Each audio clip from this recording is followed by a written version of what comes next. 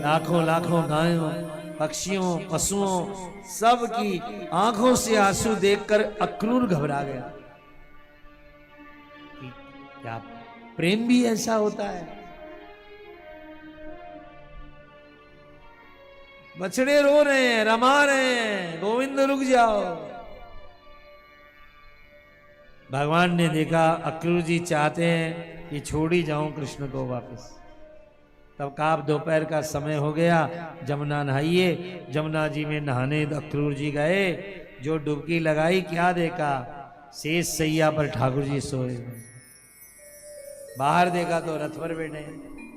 फिर डुबकी लगाई, फिर सोए में। मानो भगवान ने अपने कृष्ण स्वरूप को यहीं रख दिया और यहां तो जल में जो चतुर्भुज नारायण दिखाई दिया वो कृष्ण बनकर मथुरा चला गया। क्रूर जी चरणों में पड़ गए। भगवान ने कहा मुझे पापी कंस का उद्धार करना है। क्रूर ने कहा पहले मेरे घर चलना। भगवान ने मना किया।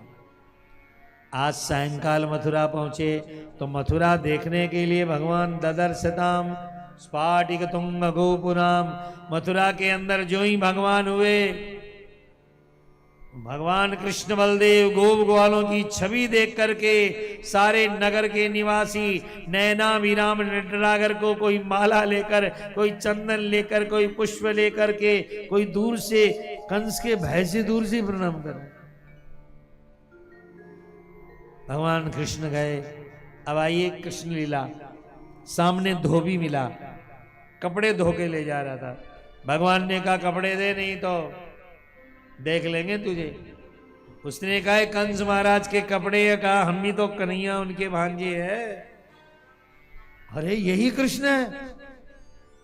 जो ही पकड़ने लगा भगवान ने एक तमाचा मारा, सिर से धड़ अलग हो गया। ये वही धोबी था रामावतार में सीता की निंदा की थी। राम जी तो चुपचाप सह गए, लेकिन उसके कर्म फिर धोबी बनाया उसे। हाथों हाथ उसके गट्ठड़ खोल लिए, लेकिन लंबे लंबे कपड़े थे, क्या करें। अंत में दर्जी की दुकान में गए और भगवान ने ऐसी माया रची, दर्जी ने हाथों हाथ ठीक कर दिया। भगवान ने दर्जी को आशीर्वाद दिया है। क्या दिया है कि कलयुग में तेरा काम खूब जोरदार चलेगा। जब देखो लोग दर्जी के दरवाजे खड़े रहते बस। और दर्जी है जो आज नहीं, बस आपका ही काम कर रहा हूं, आपका ही काम कर रहा हूं, हिलाता ही रहता है सब। फिर भगवान माली के यहां गए। मालाकार ने भी सुंदर माला पहनाई। भगवान ने माली को क्या आशीर्वाद दिया पता है? ये जो फूल है ना, फूल लगे, जा तेरे घर में जल्दी नहीं मुरझाएंगे। माली के घर में फूल जल्दी नहीं मुरझाते। और हमारे घर में रात को फूल लाए तो सुबह बासी फूल कहला जाएंगे, 2 दिन में बासी हो जाएंगे। पर माली के घर 3 दिन भी फूल बासी नहीं कहलाते हैं, और देव मूर्तियों को चढ़ाने लायक होते हैं। माली को आशीर्वाद दिया भगवान, तेरे घर फूल जल्दी नहीं मुरझाएंगे, दूसरा बासी नहीं कहलाएंगे। भगवान आगे गए तो क्या देखा, एक कुबड़ी जा रही है, नाटी, नाक चिपटी, न रंग की न रूप की कोई, लेकिन हाथ में सोने का कटोरा है। भंवरे मंडरा रहे हैं, क्योंकि वह केसर और सुंदर जायफल जावित्री देकर बढ़िया केसर फूलों का लेकर फल लेकर जा रही चंदन। भगवान ने की छेड़ने की तो आदत है ही। भगवान ने उसको जाके कान में कहा सुंदरी। अब उसने देखा कौन ही एक अंधा है भाई, हमको सुंदरी कह रहा है। सुंदरी ये चंदन किसके लिए ले जा रही हो? उसने देखा कौन बिगड़ेल आ गया, पर जात मुड़ करके देखा, देखती रह गई, आंखें ही नहीं हटी। अब वृंदावन के कृष्ण कुब्जा बहुत खुश हो गए। मैं कंस की दासी हूं, मेरा पीसा हुआ चंदन कंस को पसंद है, लेकिन मैं चंदन पीसती थी ना तो मेरे मन में सदा एक बात सोचती थी, कभी ये हाथ का चंदन विट्ठल के भी लगेगा क्या, कभी कृष्ण को भी लगेगा क्या। भगवान ने कहा अच्छा तो लगा दे। कुब्जा ने देखा भगवान तो लंबिया, वो नटकी है, तो भगवान झुक गए और झुक करके कुब्जा से चंदन लगवा लिया। पर भगवान ने अपने चरण से चरण छुआ और छूते ही तो कुब्जा सुंदर हो गई, भगवान के बराबर हो गई। देखे और दीवाना कर दे, शायद इनको जादू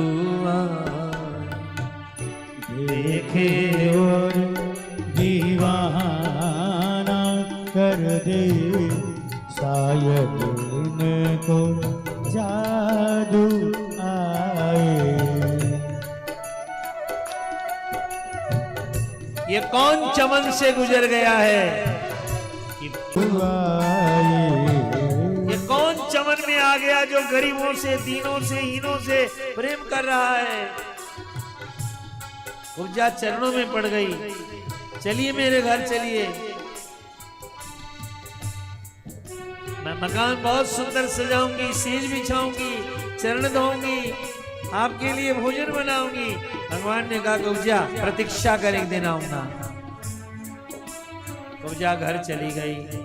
रोज सुबह शिवरी की तरह घर साफ करे, दरवाजा ठीक करे, महल सजाए, फूल सजाए, रात भर बैठी रहे।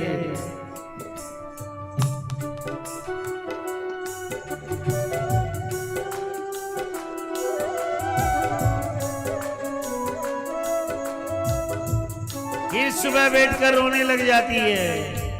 कैसे आएंगे भगवान, कैसे आएंगे भगवान, मैंने मंदिर नहीं सजाया, कैसे आएंगे भगवान, कैसे आएंगे भगवान।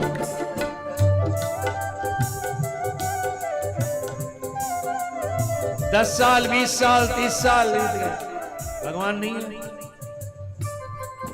लेकिन एक दिन उद्धव जी के साथ में लेकर भगवान कंस के वध के बाद गए। कुब्जा ने भगवान को देखा, देखते ही दरवाजा बंद कर दिया।